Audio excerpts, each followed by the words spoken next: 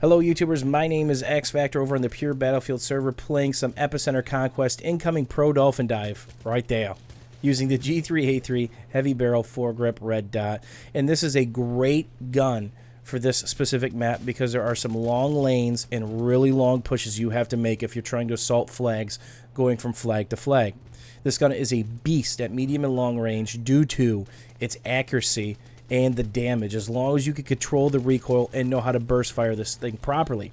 Now, it's pretty good up close due to its high damage, 34 in the body, 68 in the head, but it's only got 21 in the mag, and it shoots rather slow.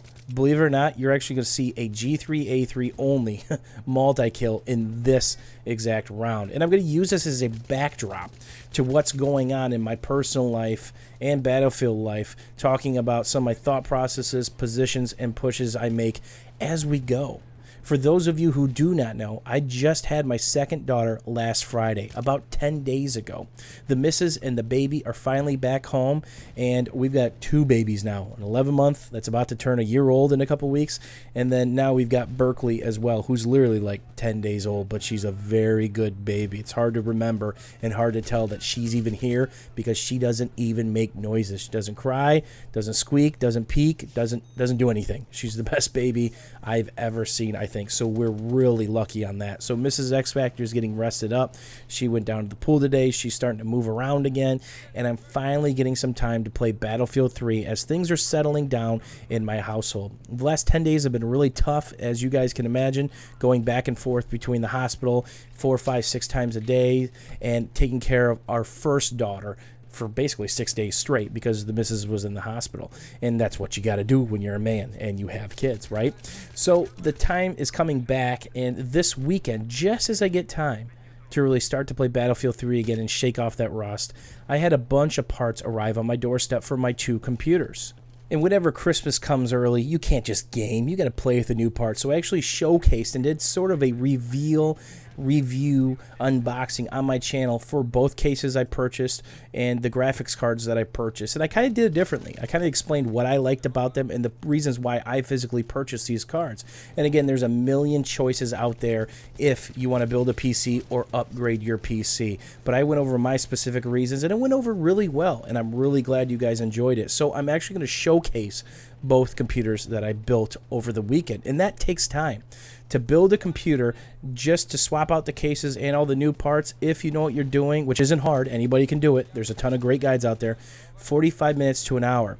Then you pair in cable management. Cable management is when you take all these power supply cables and you make them nice and pretty. It gives your case a better look, and it gives your case a better airflow. Better airflow means cooler temps. Cooler temps means parts don't overheat, and you have a faster, better running computer, especially when you start overclocking. So dumpster diving is a legit tactic. Oscar the Grouch is not the only one to perfect it. I'm working on my skill here as we get C, and I cut off a slow push back to A. So we had C, I'm pushing back to A. So now that both those builds are done, I'm going to showcase them both on the channel in pretty good detail and go over some thought processes I had along the way, including some of the nice little things that I've noticed when building both of these PCs. And I'm really happy the way they turned out. And I'm actually using the one gaming PC, which has the 770s EVGA SLI superclocked in them right now to make this video. And I've actually gotten about 2 hours of gameplay on these two new cards, and they're absolute beasts. For those of you who do not know, the 700 series NVIDIA drivers have had some issues. There's some bootleg drivers out there, the next beta versions that haven't even hit the street yet. I'm using those as well. So not only do I have new graphics cards, but I'm using bootleg beta drivers from NVIDIA as we're doing the res train here over and over again. And thanks to 99, a guy who made one of the montages for me, clipping together audio clips that he made himself, I have a new codec for DxTory that I'm using as well. And it's pretty kick-ass. It compresses better, it's a higher quality, and it seems a lot more fluid. And you can see that they're making this A push. So everything is changing Battlefield related for me. The computers, the way I record, the whole 9 yards. Because that was the part of the point of the second computer, was get a proper rendering, processing, and YouTube computer so I can keep gaming and not come to the time. So here comes an incoming G3A3 only multi-kill. They're like sardines in a can. I I literally could watch that over and over again, and I'm about to get teabagged. I think this guy really wants to work on his butt because I just think his girlfriend says, hey, man, you don't have a butt. What's going on? So all jokes aside, the secondary computer is built. So the way it's going to work now is I've got hot swap bays on my computers. I'm going to record a couple rounds, footage I'm going to use, switch that hard drive over, commentate real quick in Sony Vegas, start rendering, because rendering could take anywhere from 20 minutes to 40 minutes. Meanwhile, while that's going, I can just jump back in and play Battlefield 3 or Battlefield 4. Up until this moment right now, I lost all of that time. And you can see there are a ton of ants here and a ton of red dots, and I really got to work and try to keep that D kind of protected and try to push it. But I don't want to push right now because he could be in the car and I could get back rage or side rage. So this is a tough spot to be.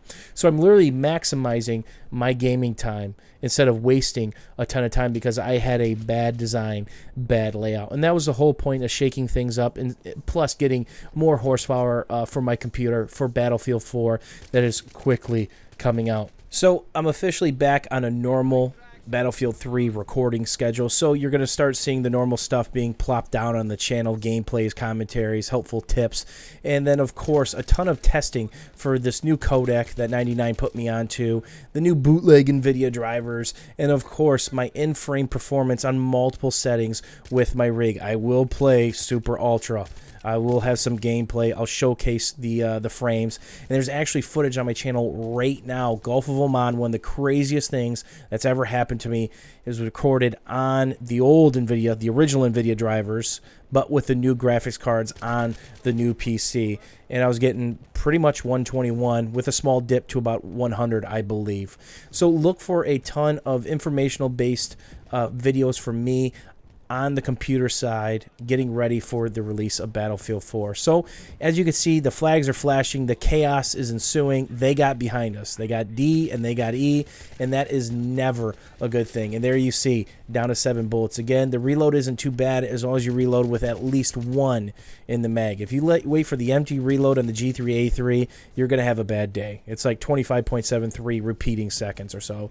Get on D, it's flashing. Make sure you look all the way out because all the spawns are above you and on the outside, right?